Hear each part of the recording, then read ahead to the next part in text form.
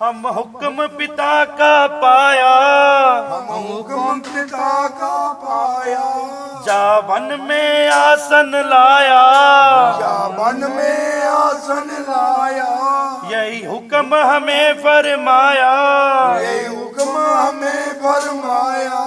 संगलीनी सीता प्यारी, सुनो रामचंद्र की कथा, सभी मन लाए अयोध्या सारी, सुनो रामचंद्र की कथा।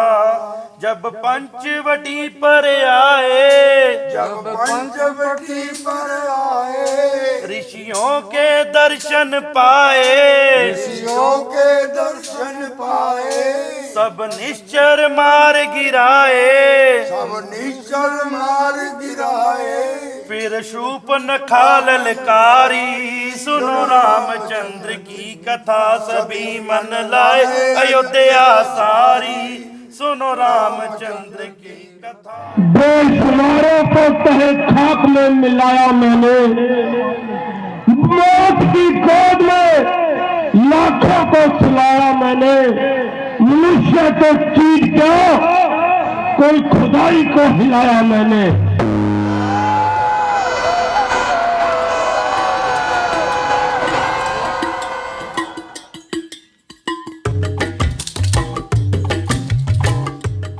ਦੁਸਹਿਰਾ ਅਸੀਂ ਮਨਾ ਲਿਆ। ਭਾਰਤ ਦੇ ਕਈ ਹਿੱਸਿਆਂ 'ਚ ਮਨਾਇਆ ਜਾਂਦਾ ਹੈ। ਅਗਲੇ ਸਾਲ ਫਿਰ ਮਨਾਇਆ ਜਾਵੇਗਾ। ਪੂਰੇ ਭਾਰਤ ਵਿੱਚ ਰਮਾਇਣ ਦੇ ਕਈ ਰੂਪ ਨੇ। ਇਹ ਮਨ ਦੀ ਵਿਕਾਰਾਂ ਤੇ ਲੜਾਈ ਦਾ ਪ੍ਰਤੀਕ ਹੈ। ਇਹ ਇਸ ਜ਼ਮੀਨ ਤੇ ਦ੍ਰਵਿੜ ਬਨਾਮ ਆਰੀਅਨ ਲੋਕਾਂ ਦੀ ਤਸ਼ਬੀਹਾਂ 'ਚ ਵੰਡਿਆ ਸੰਘਰਸ਼ ਵੀ ਹੈ। ਗੁਜਰਾਤ ਵਿੱਚ ਗਿਰਧਰ ਰਮਾਇਣ ਵੀ ਹੈ। ਭੀਲ ਵਨਵਾਸੀ ਕੁਨਬੇ ਦੀ ਰਮਾਇਣ ਵੀ ਮਿਲਦੀ ਹੈ। ਕਸ਼ਮੀਰ ਤੋਂ ਲੈ ਕੇ ਬਿਹਾਰ ਤੱਕ ਸੈਂਕੜੇ ਪ੍ਰਸੰਗ ਹਨ।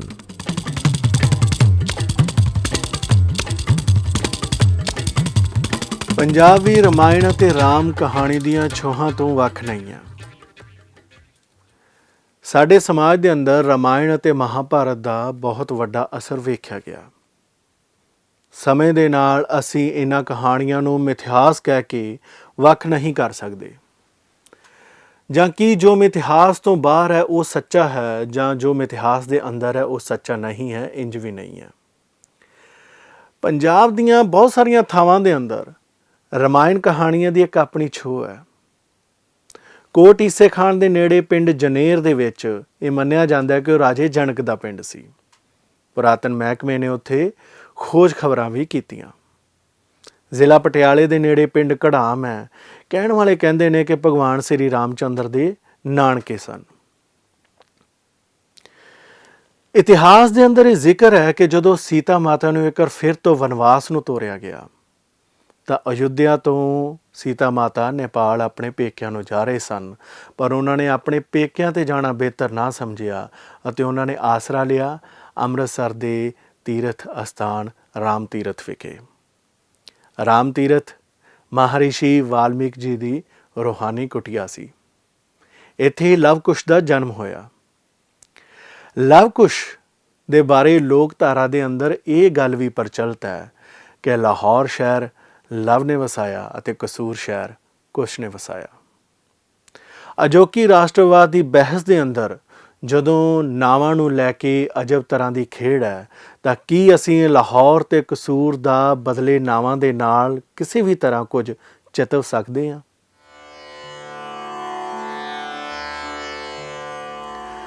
ਕੋਈ ਵੀ ਥਾਂ, ਸ਼ਹਿਰ, ਸੱਭਿਅਤਾ ਅਕੈਰੀ ਨਹੀਂ ਹੁੰਦੀ। ਇਹ ਰਲੇਵਿਆਂ ਦਾ ਅਹਿਸਾਸ ਹੈ ਅਤੇ ਇਸੇ ਅਹਿਸਾਸ ਨੂੰ ਸਮਝੇ ਬਿਨਾਂ ਅਸੀਂ ਬਦਲਦੇ ਦੌਰ ਦੇ ਅੰਦਰ ਬਦਲਦੀ ਰੂਪ ਰੇਖਾ, ਬਦਲਦੇ ਸਮਾਜ ਨੂੰ ਨਹੀਂ ਸਮਝ ਸਕਦੇ। ਜੋ ਇਸ ਦੌਰ ਦੇ ਅੰਦਰ ਦੁਸਹਿਰੇ ਨੂੰ ਲੈ ਕੇ, ਰਾਵਣ ਨੂੰ ਲੈ ਕੇ ਚੀਜ਼ਾਂ ਬਦਲ ਰਹੀਆਂ ਨੇ, ਉਹ ਵੀ ਇਸ ਦੌਰ ਦੇ ਅੰਦਰ ਸਹਿਜ ਹੋ ਕੇ ਸਮਝਣੀਆਂ ਪੈਣਗੀਆਂ। ਇਹਨਾਂ ਗੱਲਾਂ ਨੂੰ ਕਿਸੇ ਵੀ ਤਰ੍ਹਾਂ ਗੁੱਸੇ, ਸਨਕ ਜਾਂ ਉਬਾਲੇ ਦੇ ਵਿੱਚ समझिया नहीं जा सकता। हमारे गांव में हर साल ये जो अगहन का महीना होता है हिंदी का, उसमें अयोध्या से बारात आती है और लड़के आते हैं बाराती बन करके, और राम लक्ष्मण आते हैं बर बन करके। और हमारे गांव में राम जानकी मंदिर है जहां पे हर साल राम विवाह होता है। और मैं मजेदार बात आपको बताता हूं, मिथिला के जो लोग होते हैं वो राम जी को गाली देते हैं। पता है क्यों? क्योंकि मिथिला राम जी का ससुराल है और इस लिहाज से वो राम जी का वो मजाक करते हैं।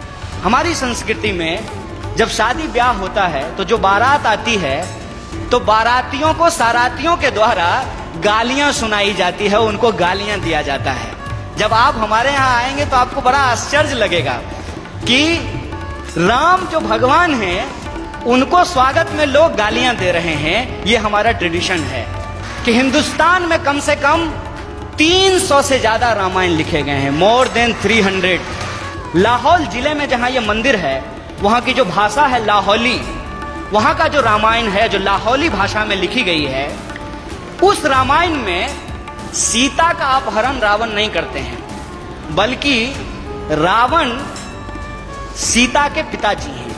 उस रामायण के हिसाब से सीता एक्चुअली रावण की बेटी है लाहौली रामायण के हिसाब से, और राम ने प्रेम विवाह करके सीता से शादी कर ली, इसलिए रावण और राम का युद्ध होता है।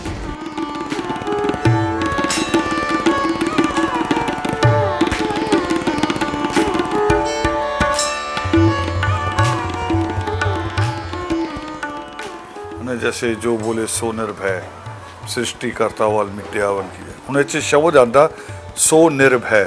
ਨਿਰਭੈ ਤੋਂ ਅਸੀਂ ਉਹੀ ਲੈਂਦੇ ਵੀ ਜਿਹੜਾ ਭੂਤ ਪ੍ਰੇਤ ਤੋਂ ਨਹੀਂ ਡਰੇਗਾ, ਕਿਸੇ ਅੰਤਾਗਤ ਵੀ ਤੋਂ ਨਹੀਂ ਡਰੇਗਾ। ਪਰਮਾਤਮਾ ਕਹਿੰਦੇ ਵੀ ਆਪਣੀ ਸਿੱਖਿਆ 'ਚ, ਉਹ ਕਹਿੰਦੇ ਦੁਨੀਆ ਸਭ ਤੋਂ ਬੜਾ ਪਾਪ ਕਿਸੇ ਮਨ 'ਚ ਭੈ ਪੈਦਾ ਕਰਨਾ ਹੈ, ਕਿਉਂਕਿ ਉਹਦੇ ਤੋਂ ਸਾਰੀ ਉਮਰ ਦੀ ਮੁਕਤ ਹੋ ਪਾਉਂਦਾ। ਉਹ ਆਦਿ ਧਰਮ ਕਰੇ ਪਸੰਦ, ਨਸ਼ਾਖੋਰੀ ਕਰ ਦੋ ਬੰਦ, ਇੱਦਾਂ ਬਹੁਤ ਸਾਰੇ ਨਾਰੇ ਬਣਾਏ ਗਏ ਆ। ਉਹ ਸਿਰਫ ਇਸ ਕਰਕੇ ਵੀ ਇਹ ਮੋਟੀਵੇਟ ਹੋਣ। रावण साहब करे पुकार, शिक्षित हो पूरा परिवार।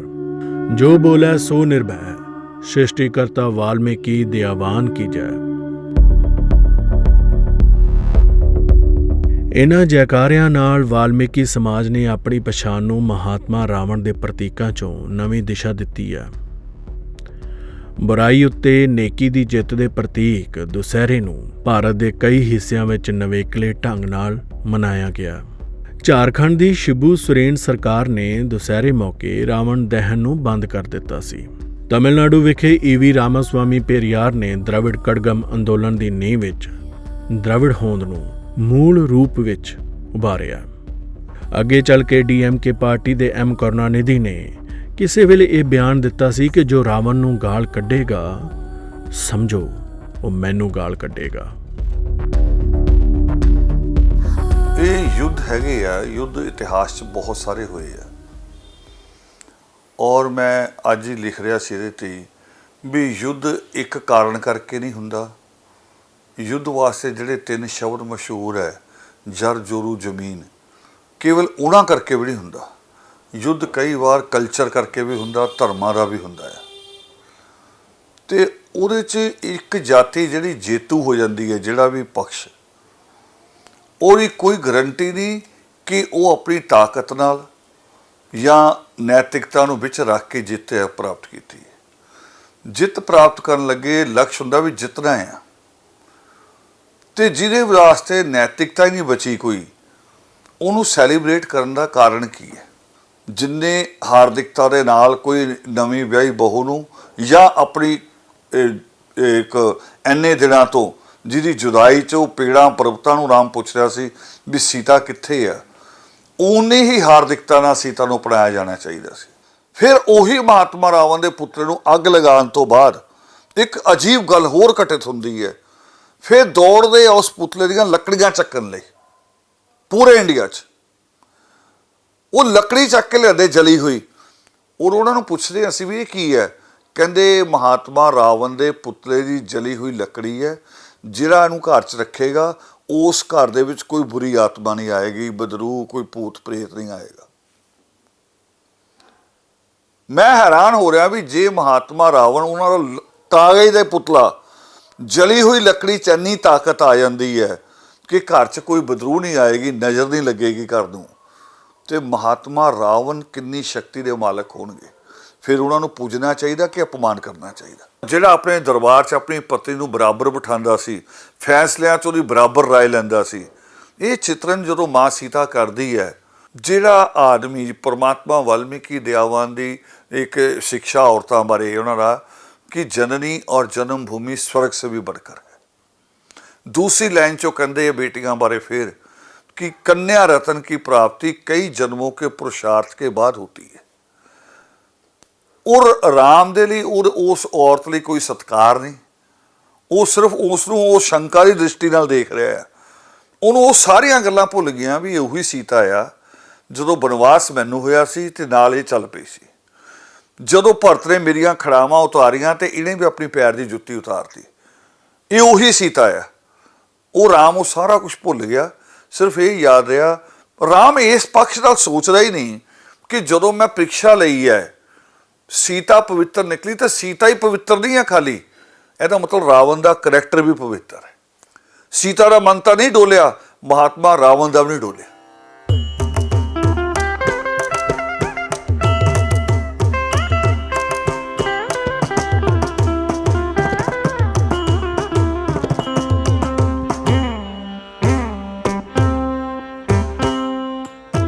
ਲੁਧਿਆਣਾ ਦੇ ਨੇੜੇ ਪਾਇਲ ਸ਼ਹਿਰ, ਜਿਹਨੂੰ ਆਮ ਬੋਲਚਾਲ ਦੀ ਜ਼ੁਬਾਨ ਦੇ ਵਿੱਚ ਪੈਲ ਵੀ ਕਿਹਾ ਜਾਂਦਾ ਹੈ, ਇਹ ਸ਼ਹਿਰ ਦੀ ਵੀ ਇੱਕ ਆਪਣੀ ਪੁਰਾਣੀ ਰੂਪ ਰੇਖਾ ਹੈ। ਸਿੱਖ ਰਾਜ ਦੇ ਅੰਦਰ ਇਸ ਸ਼ਹਿਰ ਦਾ ਖਾਸ ਥਾਂ ਰਿਹਾ। ਸਿੱਖ ਰਾਜ ਤੋਂ ਪਹਿਲਾਂ ਵੀ ਇਸ ਸ਼ਹਿਰ ਦੀ ਇੱਕ ਆਪਣੀ ਹੋਂਦ ਰਹੀ ਹੈ।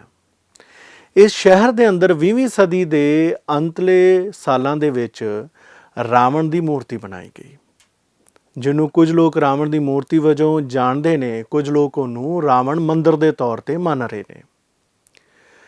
ਵਾਲਮੀਕੀ ਭਾਈਚਾਰੇ ਦੇ, ਵਾਲਮੀਕੀ ਸਮਾਜ ਦੇ ਲੋਕਾਂ ਨੇ ਆਪਣੀ ਪਛਾਣ ਨੂੰ ਲੈ ਕੇ ਪਿਛਲੇ ਕੁਝ ਦਹਾਕਿਆਂ ਦੇ ਵਿੱਚ ਕਾਫੀ ਕੁਝ ਕੀਤਾ। ਇਸੇ ਸਿਲਸਿਲੇ ਦੇ ਵਿੱਚ ਉਹਨਾਂ ਨੇ ਆਪਣੇ ਸਿਰਨਾਵੇਂ ਤੱਕ ਬਦਲੇ।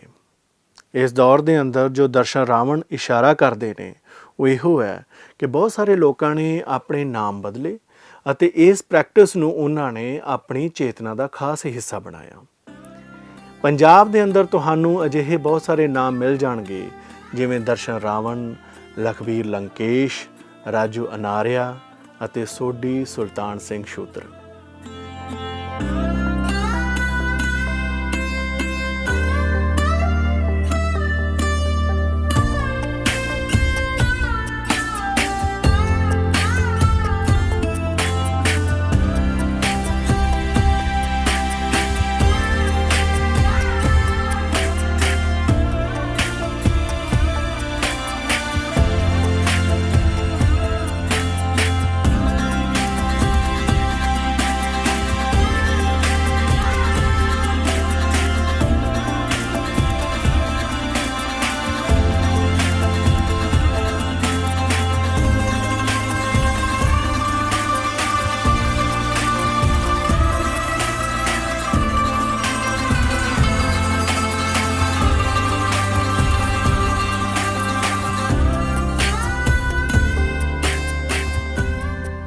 दशहरा ये है खास तौर पर हिंदुओं का नहीं है।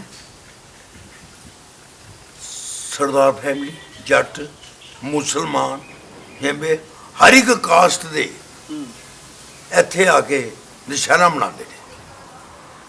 ਸਾਡੇ ਬਜ਼ੁਰਗਾਂ ਨੇ ਵੱਲੋਂ ਜਦੋਂ ਰਾਮਲੀਲਾ ਚੱਲ ਰਹੀ ਸੀ, ਦੰਗਿਆਂ ਦੇ 84 ਦੇ ਵੀ ਟਾਈਮ ਦੀ ਗੱਲ ਹੈ, 1857 ਦਾ ਗਦਰ ਵੀ ਹੋਇਆ ਜੀ, ਉਦੋਂ ਵੀ ਸਾਡੇ ਬਜ਼ੁਰਗ ਦੱਸ ਦੇਣਗੇ ਅੱਧੇ ਕਲਾਕਾਰ ਸਾਡੇ ਮੁਸਲਮਾਨ ਸੀ, ਜਿਹੜੇ ਐਕਚੁਅਲੀ ਇੱਥੇ ਪਾਠ ਕਰਦੇ ਸੀ। ਹੁਣ ਵੀ ਸਾਡੇ 84 ਦੇ ਦੰਗਿਆਂ ਦੇ ਦੌਰਾਨ ਐਸਪੀ ਸਾਹਿਬ ਨੇ ਕਹਿਣਾ ਜੀ ਰਾਮਲੀਲਾ ਬੰਦ ਕਰ ਦਿਓ, ਕੋਈ ਬੰਦ ਨਹੀਂ। ਪਹਿਲੇ ਲੋਕਾਂ ਨੇ ਬਹੁਤ ਅੱਛਾ ਕੋਆਪਰੇਸ਼ਨ ਕਰਦੇ ਨੇ, ਜਦੋਂ ਮਰਜੀ ਜਦੋਂ ਕੋਈ ਚੀਜ਼ ਨਹੀਂ, ਹਰ ਇੱਕ ਦੇ ਪਿਆਰ ਦੇ ਨਾਲ ਬੋਲਦੇ ਨੇ। ਸਾਨੂੰ ਕੋਈ ਇਹੋ ਕੋਈ ਕੰਪਲੀਕੇਸ਼ਨ ਨਹੀਂ ਹੋਈ। ਮੇਰੀ ਸੁਰਤ ਤੋਂ ਲੈ ਕੇ ਮੈਂ ਅਪਰੋਕਸੀਮੇਟ 8 ਸਾਲ ਤੋਂ ਪਲੇ ਕਰਨ ਲੱਗ ਗਿਆ ਸੀ ਨਾਲ ਇਹਨਾਂ ਦੇ। ਸਭ ਤੋਂ ਪਹਿਲਾਂ ਮੈਂ ਵੈਦ ਸੁਕੈਨ ਬਣਿਆ, ਫਿਰ ਵੈਸੇ ਘੋਟਣਾ ਫੜ ਕੇ ਬੈਠ ਜਾਣਾ ਸ਼ੌਂਕ ਹੁੰਦਾ ਸੀਗੇ ਜਾਂ ਛੋਟੇ ਹੁੰਦੇ ਤੋਂ ਸ਼ੌਂਕ ਸੀਗੇ ਘੋਟਣਾ ਫੜ ਕੇ ਬੈਠ ਜਾਣਾ ਮੈਨੂੰ ਕਮੀਜ਼ ਪਵਾ ਦਿਓ ਕੱਲੀ ਤੇ ਉਦਾਂ ਕਰਦੇ ਕਰਾਉਂਦੇ ਜੀ ਹੁਣ ਪਿਛਲੇ 6 ਸਾਲ ਤੋਂ ਮੈਂ ਖੁਦ ਰਾਵਣ ਦਾ ਪਲੇ ਰੋਲ ਕਰ ਰਿਹਾ ਰਾਮ ਦਾ ਰੋਲ ਕਰ ਰਿਹਾ। ਇਹਦੇ ਡੈਡੀ ਦਰਬਾਰਾ ਸਿੰਘ ਨੂੰ ਜਿਹੜੇ ਬੈਂਕ ਮੈਨੇਜਰ ਰਿਟਾਇਰ ਹੋਏ ਨੇ ਕੁੰਭਕਰਨ ਦਾ ਰੋਲ ਦਿੰਦੇ ਰਹੇ ਆ। ਰੁਪਿੰਦਰ ਸਿੰਘ ਇਹਨਾਂ ਦੇ ਫਾਦਰ ਨੂੰ ਅੱਛਾ ਇਹਨਾਂ ਦੇ ਫਾਦਰ ਸਾਹਿਬ ਨੇ ਹਾਂ ਦਰਬਾਰਾ ਸਿੰਘ ਨੇ ਬੈਂਕ ਮੈਨੇਜਰ ਰਿਟਾਇਰ ਹੋਏ ਨੇ, ਉਹਨਾਂ ਨੂੰ ਅਸੀਂ ਕੁੰਭਕਰਨ ਦਾ ਸਾਡੇ ਬਜ਼ੁਰਗਾਂ ਨੇ ਦਿੱਤਾ, ਉਹਨਾਂ ਨੂੰ ਕਰਦੇ ਰਹੇ ਆ ਸਾਰੇ। ਕਰਨ ਸਾਡੇ ਇੱਥੇ ਸਟੇਜ ਤੇ ਕੋਈ ਭਾਰ ਨਹੀਂ ਹੈ, ਭੇਦਭਾਵ ਕੋਈ ਨਹੀਂ ਹੈ। ਆ ਰਾਵਣ ਦੇਵਤਾ ਬ੍ਰਾਹਮਣ ਸੀ ਜਿਹੜੇ ਇਹਦਾ ਪਾਲਣ ਪੋਸ਼ਣ ਹੋਇਆ, ਉਹ ਰਾਖਸ਼ ਦੀ ਕੈਟਾਗਰੀ 'ਚ ਹੋਇਆ ਸੀ। ਬੁਰਾਈ ਦਾ ਪ੍ਰਤੀਕ ਹੈ, ਆਪਣੇ ਵੇਦੀ ਦੇ ਗਿਆਨੀ ਸੀ, ਵਿਦਵਾਨ ਸੀ ਪੂਰੇ, ਇਹਨਾਂ ਨੂੰ ਮੰਨਿਆ ਵੀ ਜਾਂਦਾ। ਹੁਣ ਅਸੀਂ ਪਹਿਲੇ ਨਰਾਤੇ ਜਦੋਂ ਸ਼ੁਰੂਆਤ ਕਰਦੇ ਹਾਂ ਪ੍ਰਭੂ ਰਾਮ ਤੋਂ ਮੰਦਿਰ ਤੋਂ ਇੱਥੋਂ ਪੂਜਾ ਕਰਕੇ ਫਿਰ ਉਸ ਤੋਂ ਬਾਅਦ ਰਾਵਣ ਦੇਵਤੇ ਦੇ ਜਾ ਕੇ ਮੱਥਾ ਟੇਕਦੇ ਆ। ਬੁਰੇ ਦੇ ਪ੍ਰਤੀਕ ਸੀ, ਠੀਕ ਹੈ, ਉਹਨਾਂ ਨੇ ਜੋ ਕੀਤਾ ਬੁਰਾ ਉਹਦਾ ਦਾ ਰਿਜ਼ਲਟ ਮਿਲਿਆ, ਹੰਕਾਰ ਆ ਗਿਆ ਸੀ, ਪਰ ਅੱਗੇ ਉਹਨਾਂ ਵਰਗਾ ਵਿਦਵਾਨ ਇਹ ਸਾਡੇ ਭਗਵਾਨ ਰਾਮ ਨੂੰ ਵੀ ਪਤਾ ਸੀ ਕਿ ਰਾਵਣ ਕਿੰਨਾ ਅੱਛਾ ਵਿਦਵਾਨ।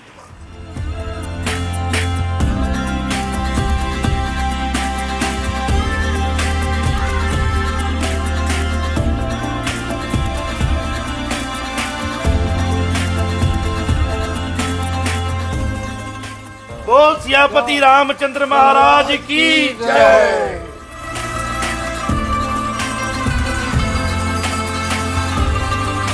1986 ਦੇ ਸਾਲਾਂ ਦੇ ਵਿੱਚ ਦੋ ਵਿਚਾਰਧਾਰਾਵਾਂ ਦਾ ਸਫ਼ਰ ਇਕੱਠਿਆਂ ਚੱਲਦਾ ਹੈ। ਇਹ ਦੌਰ ਇੱਕ ਪਾਸੇ ਹਿੰਦੂ ਚੇਤਨਾ ਦਾ ਦੌਰ ਸੀ, ਜਦੋਂ ਅਯੁੱਧਿਆ ਰਾਮ ਮੰਦਰ ਦਾ ਸੰਘਰਸ਼ ਆਪਣੇ ਸਿਖਰ ਤੇ ਪਹੁੰਚਿਆ। ਇਸ ਤੋਂ ਬਾਅਦ 6 ਦਸੰਬਰ 1992 ਨੂੰ ਬਾਬਰੀ ਮਸਜਿਦ ਢਾਈ ਗਈ। ਦੂਜੇ ਪਾਸੇ ਪੰਜਾਬ 'ਚ ਆਦ ਧਰਮ ਸਮਾਜ ਦੀ ਨੀਂਹ ਉਸਾਰੀ। ਆਦ ਧਰਮ ਸਮਾਜ ਨੇ ਦਲਿਤ ਸਮਾਜ 'ਚ ਬੁਰੇ ਰਾਵਣ ਦੇ ਪ੍ਰਤੀਕ ਨੂੰ ਕੱਢ ਕੇ ਮਹਾਤਮਾ ਰਾਵਣ ਦਾ ਪ੍ਰਤੀਕ ਉਭਾਰਿਆ। ਅਸਲ 'ਚ ਜਿਹੜੀ ਜਿਹਨੂੰ ਤੁਸੀਂ ਰਮਾਇਣ ਕਹਿੰਦੇ ਆ, ਉਹਨੂੰ ਅਸੀਂ ਸਮਾਇਣ ਕਹਿੰਦੇ ਆ। ਇਹ ਥੋੜੀ ਜਿਹੀ ਮਿਸਟੇਕ ਹੈ ਟੈਕਨੀਕਲ। ਰਮਾਇਣ ਲਿਖੋਗੇ ਰਾ ਤੇ ਆ ਦੇ ਕੰਨ ਦੇ ਵਿਚਕਾਰ ਅਗਰ ਥੋੜਾ ਡੰਡੀ ਹੋਰ ਜੋੜ ਦੋਗੇ ਤੇ ਸੱਸਾ ਬਣ ਜਾਏਗਾ, ਸੌ ਬਣ ਜਾਏਗਾ। ਉਹ ਅਸਲ 'ਚ ਸਮਾਇਣ ਹੈ। ਸਮਾਇਣ ਕਿਉਂ ਕਹਿੰਦੇ ਅਸੀਂ? ਕਿਉਂਕਿ ਉਹਦੇ 'ਚ ਕੋਈ ਹੀਰੋ ਨਹੀਂ ਹੈ। ਤੁਲਸੀ ਨੇ ਸਾਬਤ ਕਰਨ ਦੀ ਕੋਸ਼ਿਸ਼ ਕੀਤੀ ਕਿ ਰਾਮ ਹੀਰੋ ਹੈ, ਪਰ ਹੀਰੋ ਨਹੀਂ ਹੈ ਉਹਦੇ ਵਿੱਚ ਕੋਈ ਵੀ। ਉਹਦੇ 'ਚ ਜਿੱਥੇ ਮਹਾਤਮਾ ਰਾਵਣ ਦੀ ਕਿਤੇ ਕਮਜ਼ੋਰੀ ਹੈ ਤਾਂ ਉਹਦੀ ਗੱਲ ਆਉਂਦੀ ਹੈ, ਜਿੱਥੇ ਰਾਮ ਦੀਆਂ ਕਮਜ਼ੋਰੀਆਂ ਉਹਨਾਂ ਦੇ ਉੱਤੇ ਗੱਲ ਹੁੰਦੀ। ਦੂਸਰੀ ਗੱਲ, ਜਿਹੜੇ ਦੂਸਰੇ ਲੋਕ ਹੈ ਉਹਨਾਂ ਦਾ ਪੂਰੀ ਕੋਸ਼ਿਸ਼ ਸੀ, ਚਾਹੇ ਉਹ ਤੁਲਸੀ ਸੀ, ਚਾਹੇ ਹੋਰ ਲੋਕ ਸੀ। ਸਾਊਥ ਇੰਡੀਆ ਦੇ ਕੰਬ ਬ੍ਰਾਹਮਣ ਸੀ, ਉਹਨਾਂ ਨੇ ਕੰਬ ਰਮਾਇਣ ਲਿਖੀ। ਜਿੰਨਿਆਂ ਨੇ ਵੀ ਕੋਸ਼ਿਸ਼ ਕੀਤੀ, ਉਹਨਾਂ ਨੇ ਸਿਰਫ ਰਾਮ ਨੂੰ ਈਸ਼ਵਰ ਸਾਬਤ ਕਰਨ ਦੀ ਕੋਸ਼ਿਸ਼ ਕੀਤੀ। ਤੇ ਆਖਰੀ ਜਿਹੜਾ ਮੂਲ ਹੈ ਉਹ ਤਾਂ ਵਾਲਮੀਕੀ ਸਮਾਇਣ ਹੈ। ਬਾਕੀ ਕੋਈ ਕੁਛ ਵੀ ਲਿਖੀ ਜਾਵੇ, ਪਰ ਮੈਂ ਦਿੱਤੀ ਇਸ ਕਰਕੇ ਕਿਉਂਕਿ ਇਹ ਲੋਕ ਮੰਨਦੇ ਉਹਨੂੰ ਹੈ। ਉਹਦੇ 'ਚ ਸੀਤਾ ਸਵੰਬਰ ਹੀ ਨਹੀਂ ਹੈ। ਵਾਲਮੀਕੀ ਸਮਾਇਣ 'ਚ ਸੀਤਾ ਸਵੰਬਰ ਨਹੀਂ ਹੈ। ਵਾਲਮੀਕੀ ਸਮਾਇਣ 'ਚ ਮਹਾਤਮਾ ਰਾਵਣ ਦੇ ਲਈ ਮਹਾਤਮਾ ਸ਼ਬਦ ਇਸਤੇਮਾਲ ਹੁੰਦਾ ਆ। ਬਾਕੀ ਜਿਹੜੀ ਅਕੈਡਮਿਕ ਐਜੂਕੇਸ਼ਨ ਹੈ, ਉਸ ਐਜੂਕੇਸ਼ਨ 'ਚ ਵਾਲਮੀਕੀ ਸਮਾਇਣ ਤੋਂ ਇਲਾਵਾ ਦੂਜਿਆਂ ਨੂੰ ਨਹੀਂ ਮੰਨਿਆ ਜਾਂਦਾ। ਤੁਸੀਂ ਡਾਕਟਰ ਕਾਮਲ ਬੁਲਕੇ ਨੂੰ ਲੈ ਲਓ, ਜਿਨ੍ਹਾਂ ਦਾ ਸਭ ਤੋਂ ਪਹਿਲਾ PhD ਹੈ ਇਲਾਹਾਬਾਦ ਯੂਨੀਵਰਸਿਟੀ ਤੋਂ, ਚਾਹੇ ਪੰਜਾਬੀ ਯੂਨੀਵਰਸਿਟੀ ਤੋਂ ਮੰਜੂਲਾ ਸਹਿਦੇਵ ਵਾਲਮੀਕੀ ਚੇਅਰ ਦੀ ਚੇਅਰਪਰਸਨ ਰਹੀ ਹੈ। ਉਹਨਾਂ ਨੇ ਉਹਨਾਂ ਦੇ ਉੱਤੇ ਕਈ ਕਿਤਾਬਾਂ ਲਿਖੀਆਂ ਪਰਮਾਤਮਾ ਵਾਲਮੀਕੀ 'ਤੇ। ਉਹਨਾਂ ਨੇ ਵੀ ਇਹੀ ਕਿਹਾ ਵੀ ਸਿਰਫ 4 ਪ੍ਰਮਾਣਿਕ ਸੰਸਕਰਣ ਹੈ, ਪਰ ਉਹ ਹੈ ਵਾਲਮੀਕੀ ਸਮਾਇਣ। ਉਹਦੇ ਉੱਤੇ ਹੀ ਲਾਹੌਰ ਤੋਂ ਛਪਿਆ ਹੋਇਆ, DAV ਕਾਲਜ ਲਾਹੌਰ ਤੋਂ ਛਪਿਆ ਹੋਇਆ, ਇੱਥੇ ਹੀ ਕੁੰਭਕੋਨਮ ਮਦਰਾਸ ਤੋਂ ਛਪਿਆ ਹੋਇਆ, ਗੁਜਰਾਤੀ ਪ੍ਰਿੰਟ ਪ੍ਰੈਸ ਤੋਂ ਛਪਿਆ, ਵੀ ਇਹ 4 ਪ੍ਰਮਾਣਿਕ ਸੰਸਕਰਣ ਹੈ। ਤੇ ਸਭ ਤੋਂ ਪਹਿਲਾ ਜਿਹੜਾ ਛਪ ਗਿਆ ਉਹ ਜੀ ਗ੍ਰੀਸੀਓ ਨੇ ਛਾਪਿਆ। ਤੇ ਜੀ ਗ੍ਰੀਸੀਓ ਨੂੰ ਪੁੱਛਿਆ ਵੀ ਕਿੱਥੋਂ ਲਿਆ? ਉਹ ਕਹਿੰਦਾ ਮੈਂ ਟਰਾਈਬਲਸ ਤੋਂ ਲਿਆ ਹੈ, ਮੈਂ ਪੰਡਤਾਂ ਤੋਂ ਨਹੀਂ ਲਿਆ, ਉਹਨਾਂ ਦੇ ਕੋਲ ਤਾਂ ਤੁਲਸੀ ਵਾਲਾ ਸੀ, ਮੈਂ ਟਰਾਈਬਲਸ ਤੋਂ ਲਿਆ ਜਿਨ੍ਹਾਂ ਨੇ ਮੂੰਹ ਜ਼ਬਾਨੀ ਇਹਨੂੰ ਯਾਦ ਕੀਤਾ ਹੋਇਆ ਹੈ। ਤੇ ਇਸ ਕਰਕੇ ਜਿਹੜੀ ਵਾਲਮੀਕੀ ਸਮਾਇਣ ਹੈ ਉਹਦਾ ਆਪਣਾ ਇੱਕ ਰੁਤਬਾ ਆ। ਉਹਨੂੰ ਹਟਾਏ ਜਾਣ ਦਾ ਕਾਰਨ ਵੀ ਇਹੀ ਹੈ। ਇੱਕ ਬੜਾ ਜੋ ਸਵਾਲ ਵੀ ਤੁਹਾਨੂੰ ਦੇ ਰਿਹਾ, ਹਿੰਦੂ ਮੰਦਰਾਂ 'ਚ ਕਿਤੇ ਵੀ ਵਾਲਮੀਕੀ ਰਮਾਇਣ ਨਹੀਂ ਤੁਹਾਨੂੰ ਮਿਲੇਗੀ। ਚਾਹੇ ਤੁਸੀਂ ਅਯੁੱਧਿਆ ਚਲ ਜਾਓ, ਚਾਹੇ ਬਨਾਰਸ ਚਲ ਜਾਓ, ਚਾਹੇ ਕਿਸੇ ਵੀ ਜਗ੍ਹਾ ਚਲ ਜਾਓ ਤੁਸੀਂ, ਉੱਥੇ ਤੁਲਸੀ ਜਾਂ ਹੋਰ ਜਿਹੜੇ ਲੋਕਾਂ ਨੇ ਲਿਖੇ ਹੋਏ ਨਕਲ ਲਿਖੀ ਹੋਈ ਹੈ ਉਹ। ਹੁਣ ਦੇਖੋ ਕਿੰਨਾ ਫਰਕ ਕਿੰਨਾ ਆ।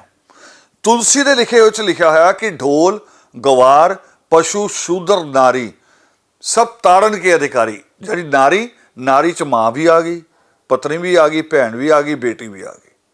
ਤੇ ਵਾਲਮੀਕੀ ਰਾਮਾਇਣ ਕਹਿੰਦੀ ਜਨਨੀ ਔਰ ਜਨਮ ਭੂਮੀ ਸਵਰਗ ਸੇ ਹੀ बढ़कर ਹੈ। ਇੰਨਾ ਜ਼ਮੀਨ ਅਸਮਾਨ ਦਾ ਫਰਕ ਹੈ ਦੋਨਾਂ ਦੀ ਸੋਚ ਦੇ ਵਿੱਚ।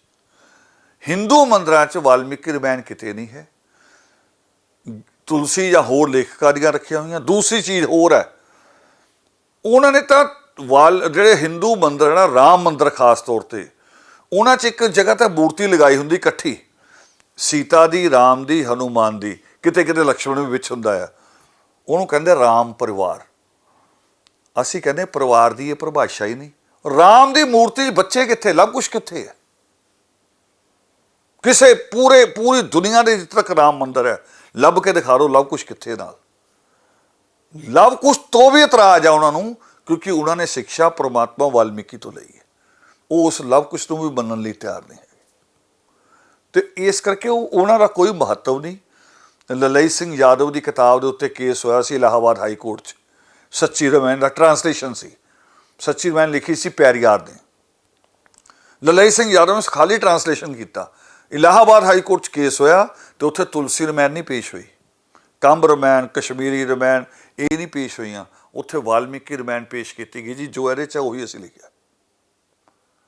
ਇਹਦੇ 'ਚ ਜੇ ਇਤਰਾਜ਼ ਜੋ ਗੱਲਾਂ ਆ ਰਾਮ ਦੇ ਜਨਮ ਬਾਰੇ ਤੇ ਵਾਲਮੀਕੀ ਰਾਮਾਇਣ 'ਚ ਹੈ, ਅਸੀਂ ਉਹੀ ਲਿਖੀ ਹੈ, ਅਸੀਂ ਆਪਣੇ ਵੱਲੋਂ ਕੁਛ ਨਹੀਂ ਕਹਿ ਰਹੇ। ਤੇ ਅਦਾਲਤ ਨੂੰ ਕਬੂਲ ਕਰਨਾ ਪਿਆ, ਉਹ ਬੈਨ ਹਟ ਗਿਆ। ਜਾਣੀ ਅਦਾਲਤ ਵੀ ਵਾਲਮੀਕੀ ਰਾਮਾਇਣ ਨੂੰ ਮੰਨੇਗੀ ਔਰ ਜਿਹੜੀਆਂ ਸਾਡੀ ਅਕੈਡਮਿਕ ਇੰਸਟੀਟਿਊਸ਼ਨ ਉਹ ਵੀ ਉਹਨੂੰ ਮੰਨਣਗੇ।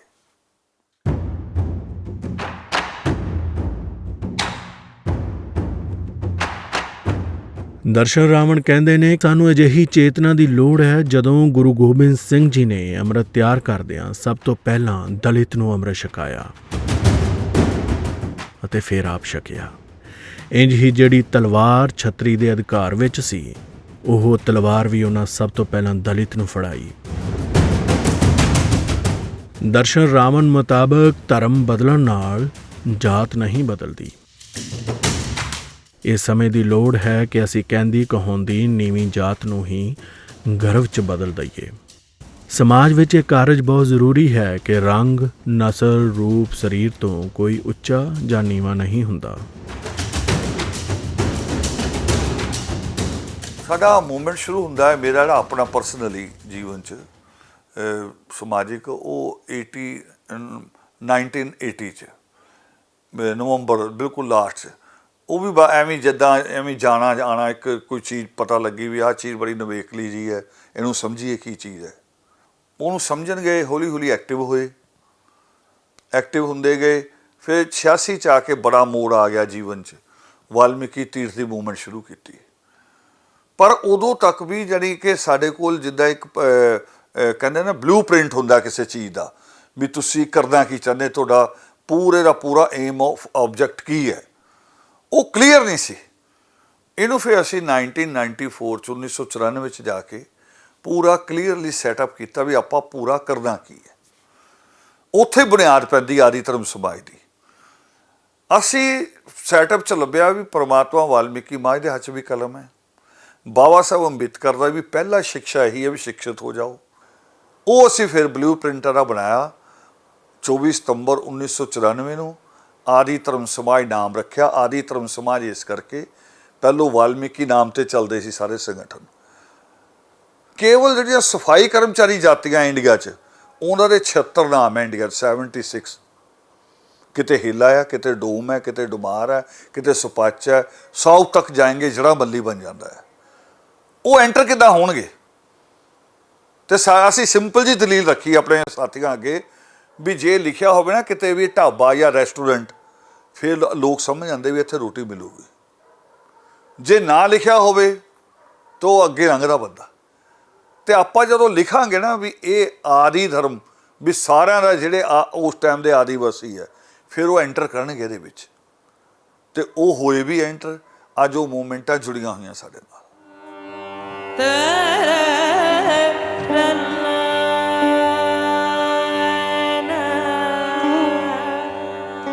ਲੁਧਿਆਣਾ ਦੇ ਨੇੜੇ ਪੈਲ ਮੰਦਰ ਦੇ ਇਸ ਰਾਵਣ ਮੂਰਤੀ ਜਾਂ ਰਾਵਣ ਯਾਦਗਾਰ ਜਾਂ ਕੁਝ ਭਾਈਚਾਰੇ ਵੱਲੋਂ ਇਸ ਨੂੰ ਰਾਵਣ ਮੰਦਰ ਦੇ ਤੌਰ ਤੇ ਮਾਨਤਾ ਆ। ਇਸੇ ਤਰ੍ਹਾਂ ਦੀ ਇਹ ਕੋਸ਼ਿਸ਼ ਵੀ ਸੀ ਕਿ ਜ਼ਿਲ੍ਹਾ ਕਪੂਰਥਲਾ ਦੇ ਅੰਦਰ ਵੀ ਰਾਵਣ ਮੰਦਰ ਬਣਾਇਆ ਜਾਵੇਗਾ। ਪਰ ਇਸ ਤੋਂ ਇਲਾਵਾ ਭਾਰਤ ਦੇ ਅੰਦਰ ਫਰੀਦਾਬਾਦ, ਇੰਦੌਰ ਤੇ ਜੰਮੂ ਦੇ ਵਿੱਚ ਵੀ ਰਾਵਣ ਮੰਦਰ ਨੇ। ਦਲਿਤ ਸਮਾਜ ਦੇ ਜਾਣਕਾਰ ਦੇਸਰਾਜ ਕਾਲੀ ਤਾਂ ਇੱਥੋਂ ਤੱਕ ਦੱਸਦੇ ਨੇ ਕਿ ਜਲੰਧਰ ਵਿੱਚ ਕਿਸੇ ਵੇਲੇ ਰਾਮਲੀਲਾ 2 ਤਰ੍ਹਾਂ ਦੀ ਖੇਡੀ ਜਾਂਦੀ ਸੀ। ਇੱਕ ਹਿੱਸੇ ਦੇ ਵਿੱਚ ਰਾਮਲੀਲਾ ਉਹ ਸੀ ਜੋ ਰਾਵਣ ਵੱਧ ਤੋਂ ਲੈ ਕੇ ਅਯੁੱਧਿਆ ਵਾਪਸੀ ਤੱਕ ਸੀ ਅਤੇ ਵਾਲਮੀਕੀ ਮੰਦਰਾਂ ਦੇ ਅੰਦਰ ਇਹੋ ਰਾਮਲੀਲਾ ਅਯੁੱਧਿਆ ਵਾਪਸੀ ਤੋਂ ਬਾਅਦ ਸੀਤਾ ਵਨਵਾਸ ਅਤੇ ਲਵ ਕੁਸ਼ ਦੇ ਪ੍ਰਸੰਗ ਤੱਕ ਖੇਡੀ ਜਾਂਦੀ ਰਹੀ ਹੈ। ਦਲਿਤ ਸ਼ਬਦ ਦਾ ਇਸਤੇਮਾਲ ਇਸ ਕਰਕੇ ਜ਼ਰੂਰੀ ਹੈ ਕਿਉਂਕਿ ਅੱਜ ਜਦੋਂ ਐਥਨਿਕ ਆਈਡੈਂਟੀਟੀਜ਼ ਦੇ ਸੰਕਟ 'ਚ ਘਿਰੇ ਹੋਏ ਨੇ ਇਹ ਲੋਕ, ਪਾੜੇ ਹੋਏ ਨੇ ਲੋਕ ਐਥਨਿਕ ਪਛਾਣਾਂ ਨੂੰ ਲੈ ਕੇ, ਉਹ ਕਬੀਰ ਪੰਥੀ ਨੇ, ਉਹ ਆਧਰਮੀ ਨੇ, ਵਾਲਮੀਕ ਨੇ, ਉਹ ਬਰੜ ਨੇ, ਉਹਨਾਂ ਪਹਿਚਾਣਾਂ ਦੀ ਵਿਖੰਡਨਤਾ ਨੂੰ ਇੱਕ ਅੰਬਰੇਲਾ ਦੇ ਹੇਠਾਂ, ਇੱਕ ਛਤਰੀ ਦੇ ਹੇਠਾਂ, ਇੱਕ ਦਲਿਤ ਸ਼ਬਦ ਦੇ ਹੇਠਾਂ ਲੈ ਕੇ ਆਉਣਾ ਅੱਜ ਬਹੁਤ ਲਾਜ਼ਮ ਹੈ ਇਹਨਾਂ ਲੋਕਾਂ ਦੀ ਏਕਤਾ ਦੇ ਲਈ। ਔਰ ਇਸ ਸ਼ਬਦ ਦੀ ਇੱਕ ਇਤਿਹਾਸਿਕ ਮਹੱਤਵ ਹੈ। ਮਹਾਤਮਾ ਜੋਤੀ ਰਾਏ ਫੂਲੇ ਹੋਰਾਂ ਨੇ ਡਾਊਨ ਟਰੋਡਨਸ ਜਿਹੜੇ ਸੀਗੇ, ਉਹ ਸੋਸ਼ੋ ਇਕਨੋਮਿਕ ਜਿਹੜੇ ਕਮਜ਼ੋਰ ਧਿਰਾਂ ਸੀਗੀਆਂ, ਉਹਨਾਂ ਵਾਸਤੇ ਸ਼ਬਦ ਇਸਤੇਮਾਲ ਕੀਤਾ। ਬਲੈਕ ਪੈਂਥਰ ਜੋ ਅਮਰੀਕਾ ਦੇ ਵਿੱਚ ਜਿਹੜੀ ਬਲੈਕ ਲੋਕਾਂ ਦੀ ਲੜਾਈ ਲਈ ਬਣੀ ਹੋਈ ਸੰਸਥਾ ਸੀ, ਜਥੇਬੰਦੀ ਸੀ, ਉਹਦੀ ਤਰਜ਼ ਤੇ ਦਲਿਤ ਪੈਂਥਰ ਮਹਾਰਾਸ਼ਟਰ 'ਚ ਬਣਦਾ ਹੈ। ਔਰ ਉਹਨਾਂ ਦੀਆਂ ਜੋ ਕੁਰਬਾਨੀਆਂ ਨੇ, ਜੋ ਪ੍ਰਾਪਤੀਆਂ ਨੇ, ਉਹ ਹਿਸਟੋਰੀਕਲ ਬੈਕਗਰਾਊਂਡ ਦੇ ਵਿੱਚ ਵੀ ਪਈਆਂ ਨੇ। ਸੋ ਮੌਜੂਦਾ ਸਮੇਂ ਦੇ ਵਿੱਚ ਐਥਨਿਕ ਪਹਿਚਾਣਾਂ 'ਚੋਂ ਬਾਹਰ ਕੱਢਣ ਵਾਸਤੇ, ਇਕਜੁੱਟ ਕਰਨ ਵਾਸਤੇ ਇਹਨਾਂ ਵਾਸਤੇ ਦਲਿਤ ਸ਼ਬਦ ਦਾ ਇਸਤੇਮਾਲ ਬਹੁਤ ਲਾਜ਼ਮ ਹੈ।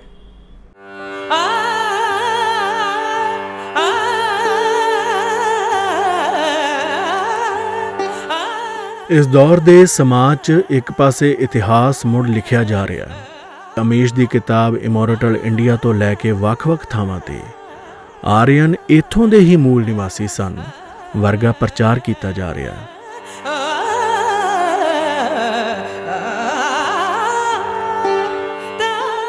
ਅਜਿਹੇ ਵਿੱਚ ਦੂਜੇ ਪਾਸੇ ਦਲਿਤ ਚੇਤਨਾ ਵੀ ਆਪਣੀ ਹੋਂਦ ਨੂੰ ਲੈ ਕੇ ਸਰਗਰਮ ਹੰਭਲੇ ਮਾਰ ਰਹੀ ਹੈ। ਨੈਣ ਸੁਖ ਦੀ ਕਿਤਾਬ ਧਰਤੀ ਪੰਜ ਦਰਿਆਈ ਦ੍ਰਵਿੜ ਚੇਤਨਾ ਬਾਰੇ ਮਾਨਵੀ ਪੱਖ ਨੂੰ ਬਿਹਤਰ ਉਭਾਰਦੀ ਹੈ। ਆਧੁਨਿਕ ਪੰਜਾਬੀ ਸਾਹਿਤ ਵਿੱਚ ਸਭ ਤੋਂ ਪਹਿਲੀ ਵਾਰ ਪੰਜਾਬੀ ਕਵੀ ਲਾਲ ਸਿੰਘ ਦਿਲ ਨੇ ਰਾਵਣ ਨੂੰ ਮਹਾਤਮਾ ਰੌਣ ਲਿਖਿਆ ਸੀ। ਇਹ ਕਵਿਤਾ 80ਵਿਆਂ 'ਚ ਲਿਖੀ ਅਤੇ ਉਹਨਾਂ ਨੇ ਆਪਣੀ ਕਿਤਾਬ ਬੋਧੀਆਂ ਨੂੰ ਸਮਰਪਿਤ ਕੀਤੀ।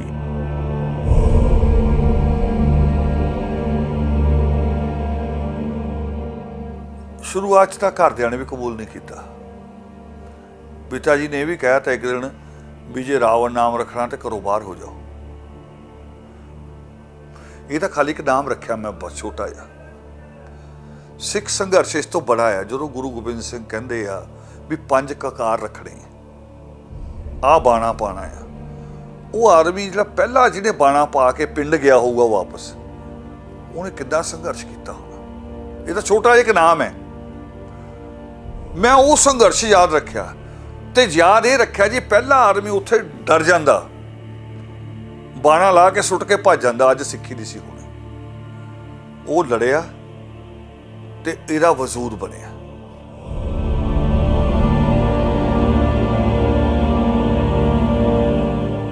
ਮੁਸ਼ਕਿਲ ਬਹੁਤ ਆਈ ਸਾਨੂੰ। ਮੁਸ਼ਕਿਲ ਇੱਥੋਂ ਤੱਕ ਵੀ ਆਈ ਵੀ ਇੱਥੇ ਜਿਹੜੇ ਕੱਟਰ ਹਿੰਦੂ ਸੋਚਦੇ ਆ, ਭਾਵੇਂ ਸਾਡੇ ਨਾਲ ਜੱਫੀਆਂ ਪਾਉਂਦੇ ਸੀ, ਉਹ ਸਾਡਾ ਨਾਮ ਨੂੰ ਬਦਲ ਕੇ ਲੈਂਦੇ ਸੀ। ਰਾਵਣ ਨੂੰ ਰਾਵਣ ਨਹੀਂ ਸੀ ਕਹਿੰਦੇ, ਕਦੀ ਰਾਵਤ ਕਹਿੰਦੇ ਸੀ, ਕਦੀ ਰਮਨ ਕਹਿੰਦੇ ਸੀ। ਮੈਂ ਕਿਹਾ ਜੀ ਜ਼ੁਬਾਨ ਇੰਨੀ ਕਿੰਨੀ ਬਲ ਖਾ ਰਹੀ ਹੈ। ਹਰ ਸਾਲ ਤੁਸੀਂ ਦੁਸਹਿਰਾ ਮਨਾਉਂਦੇ ਆ, 10 ਦਿਨ ਤੁਸੀਂ ਰਾਮਲੀਲਾ ਕਰਦੇ ਆ, ਤੁਹਾਡੇ ਕੋਲ ਰਾਵਣ ਨਹੀਂ ਕਿਹਾ ਜਾ ਰਿਹਾ। ਉਹ ਸਾਰੇ ਨਾਮਾਂ ਨੂੰ ਬਦਲ ਕੇ ਬੋਲਦੇ ਸੀ। ਇੱਦਾਂ ਹੀ ਸਾਡੇ ਨਾਮ ਆ ਅਤਿਕਾਏ, ਉਹਨੂੰ ਅਤਿਕਾਏ ਨਹੀਂ ਬੋਲਦੇ ਸੀ, ਅਦਿੱਤਿਆ ਬੋਲਦੇ ਸੀ। ਅੱਛੇ ਖਾਸੇ, ਮੈਂ ਨਾਮ ਨਹੀਂ ਲੈਣੇ, ਉਹ ਬੜੀ ਜਿਹੜੀਆਂ ਫਿਗਰ ਸੀ ਪੰਜਾਬ ਦੀਆਂ, ਇੱਦਾਂ ਸਾਨੂੰ ਟਰੀਟ ਕਰਦੇ ਸੀ। ਅਖਬਾਰ 'ਚ ਜਦੋਂ ਖਬਰ ਭੇਜਦੇ ਸੀ ਤਾਂ ਪਿਛਲਾ ਨਾਮ ਉਡਾ ਦਿੰਦੇ ਸੀ। ਫਿਰ ਉਹਨਾਂ ਨੂੰ ਕਹਿਣਾ ਪਿਆ ਵੀ ਪਿਛਲਾ ਨਾਮ ਹੀ ਜ਼ਰੂਰੀ ਹੈ, ਪਹਿਲਾਂ ਭਾਵੇਂ ਉਡਾ ਦਿਓ ਜਾਂ ਫਿਰ ਖਬਰ ਨਾ ਲਾਓ। ਸੰਘਰਸ਼ ਕਰਨਾ ਪਿਆ। 94 ਤੱਕ ਆਂਦੇ ਅਸੀਂ ਕਾਫੀ ਇਹਦੇ ਉੱਤੇ ਬਣਾ ਲਈ ਜਗ੍ਹਾ।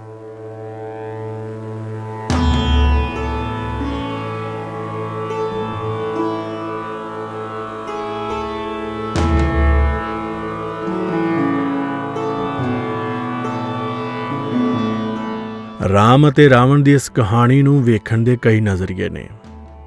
ਇਹਨੂੰ ਸਮਝਣ ਲਈ ਨਫ਼ਰਤ ਨਹੀਂ, ਸਮੇਂ ਦੀ ਨਜ਼ਾਕਤ ਅਤੇ ਚਿੰਤਨ ਚੇਤਨ ਵਿੱਚੋਂ ਗੁਜ਼ਰਨਾ ਪਵੇਗਾ।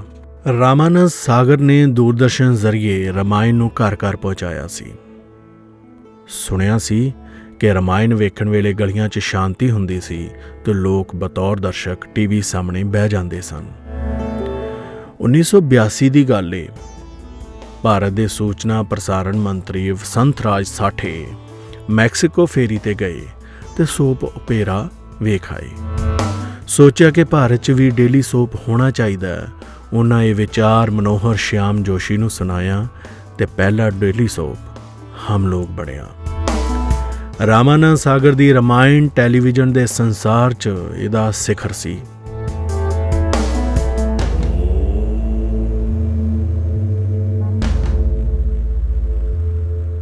ਭਾਰਤ ਇੱਕ ਮਲਟੀਕਲਚਰਲ ਦੇਸ਼ ਹੈ।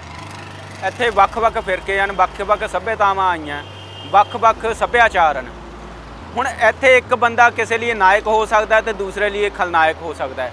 ਅਸੀਂ ਅਜੋਕੇ ਦੌਰ ਦੇ ਵਿੱਚ ਜਿਹੋ ਜਿਹੀ ਸਮਾਜ ਦੀ ਰਚਨਾ ਕਰਨੀ ਹੈ ਜਾਂ ਜਿਹੋ ਜਿਹਾ ਸਮਾਜ ਸਿਰਜਣਾ ਹੈ, ਉਹਦੇ ਵਿੱਚ ਸਭ ਦੀ ਐਕਸੈਪਟੇਬਿਲਟੀ ਜ਼ਰੂਰੀ ਹੈ। ਹੁਣ ਜਦ ਆਪਾਂ ਦੇਖਦੇ ਹਾਂ ਕਿ ਇਸ ਦੇ ਪੁਰਾਤਨ ਇਤਿਹਾਸ 'ਚ ਦੇਖਦੇ ਹਾਂ ਵੀ ਮੁਗਲ ਦੌਰ ਦੇ ਵਿੱਚ ਬਾਬਰ ਨੇ ਇਹ ਦੇਖਿਆ ਵੀ ਇੱਥੇ ਦੇ ਲੋਕਾਂ ਲਈ ਇਹ ਜਿਹੜੀ ਗਾਂ ਹੈ ਉਹ ਪੂਜਨਿਕ ਹੈ, ਤਾਂ ਉਸਨੇ ਗਾਂ ਦੀ ਬਲੀ ਦੇਣ 'ਤੇ ਰੋਕ ਲਗਾ ਦਿੱਤੀ। ਹੁਣ ਆਪਾਂ ਦੇਖਦੇ ਹਾਂ ਕਿ ਬਕਰ ਈਦ ਦਾ ਮਤਲਬ ਹੀ ਬਕਰ ਹੈ, ਬਕਰ ਦਾ ਮਤਲਬ ਗਾਂ ਹੈ, ਅਤੇ ਅਕਬਰ ਨੇ ਉਹ ਕਾਨੂੰਨ ਬਣਾ ਦਿੱਤਾ। ਹੁਣ ਇੱਦਾਂ ਆਪਾਂ ਜਦ ਦੇਖਦੇ ਹਾਂ ਇੱਥੇ ਰਾਵਣ ਵੀ ਪੂਜਿਆ ਜਾਂਦਾ ਹੈ ਅਤੇ ਰਾਮ ਚੰਦਰ ਵੀ ਪੂਜੇ ਜਾਂਦੇ ਹਨ, ਤਾਂ ਇਸ ਲਈ ਇੱਥੇ ਦੋਵਾਂ ਦੇ ਪੈਰੋਕਾਰ ਹਨ। ਭਾਰਤ ਦੇ ਵਿੱਚ ਮਤਲਬ ਮਲਟੀਕਲਚਰਲ ਹੋਣਾ ਹੀ ਇਹਦੀ ਖੂਬਸੂਰਤੀ ਹੈ। ਇੱਥੇ ਰਾਮ ਲਈ ਵੀ ਉਹੀ ਥਾਂ ਹੈ ਅਤੇ ਰਾਵਣ ਦੇ ਜੇ ਪੈਰੋਕਾਰ ਹਨ ਉਹਨਾਂ ਲਈ ਵੀ ਉਹੀ ਥਾਂ ਹੈ। ਹੁਣ ਇੱਥੇ ਅੱਜ ਦੇ ਦੌਰ 'ਚ ਦੇਵੀ ਪੂਜਨ ਹੁੰਦਾ ਅਤੇ ਇੱਕ ਜਗ੍ਹਾ ਝਾਰਖੰਡ 'ਚ ਮਹਿਸ਼ਾਸੁਰ ਦੀ ਪੂਜਾ ਵੀ ਹੁੰਦੀ ਹੈ, ਅਤੇ ਸਾਨੂੰ ਦੋਹਾਂ ਨੂੰ ਖਾਰਜ ਨਹੀਂ ਕਰਨਾ ਚਾਹੀਦਾ। ਦੋਹਾਂ ਦੇ ਪੈਰੋਕਾਰਾਂ ਨੂੰ ਬਰਾਬਰ ਦੀ ਸਪੇਸ ਦੇਣੀ ਹੀ ਪਊਗੀ, ਤਾਂ ਹੀ ਇੱਕ ਅਸੀਂ ਵਧੀਆ ਸਮਾਜ ਸਿਰ ਸਕਦੇ ਹਾਂ ਅਤੇ ਇੱਥੇ ਆਪਣੇ ਮਲਟੀਕਲਚਰ ਹੋਣ ਦੇ ਨੂੰ ਸੈਲੀਬ੍ਰੇਟ ਕੀਤਾ ਜਾ ਸਕਦਾ ਹੈ।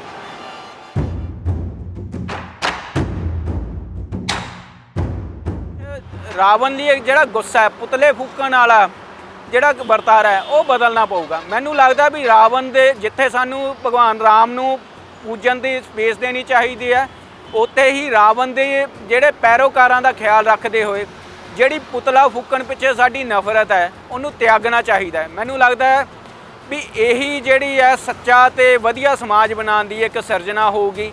ਜੇ ਕੁਛ ਚੰਗੇ ਲਈ ਕੁਛ ਪਰੰਪਰਾਵਾਂ ਵਿੱਚ ਬਦਲਾਅ ਵੀ ਆ ਜਾਂਦਾ ਹੈ ਤਾਂ ਮੈਨੂੰ ਲੱਗਦਾ ਸਭ ਦਾ ਫਾਇਦਾ ਹੈ ਅਤੇ ਸਭ ਨੂੰ ਨਾਲ ਲੈ ਕੇ ਚੱਲਿਆ ਜਾਣਾ ਹੀ ਅੱਜ ਦੇ ਦੌਰ ਦੇ ਵਿੱਚ ਜ਼ਰੂਰੀ ਬਣ ਜਾਂਦਾ ਹੈ।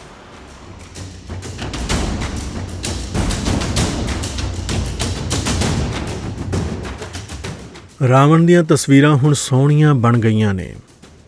ਇਸ ਸਮਾਜ ਦਾ ਇੱਕ ਹਿੱਸਾ ਬਹੁਤ ਸਹਿਜ ਹੋ ਕੇ ਇਹਨੂੰ ਸਮਝਣ ਲਈ ਕਹਿ ਰਿਹਾ। ਕੌਣ ਸਹੀ ਕੌਣ ਗਲਤ ਦੀ ਚਰਚਾ ਹੁੰਦੀ ਰਹੇਗੀ ਸਦਾ, ਸਾਰੀ ਜ਼ਿੰਦਗੀ। ਪਰ ਭਾਰਤ ਦੇ ਕਈ ਹਿੱਸਿਆਂ 'ਚ ਅਤੇ ਪੰਜਾਬ 'ਚ ਦੁਸਹਿਰੇ ਅਤੇ ਦੀਵਾਲੀ ਦੇ ਨਾਲ ਜੁੜੇ ਪ੍ਰਸੰਗ ਬਦਲ ਰਹੇ ਨੇ ਅਤੇ ਇਹ ਬਦਲਦੇ ਸਮਾਜ ਦੀ ਤਸਵੀਰ ਹੈ।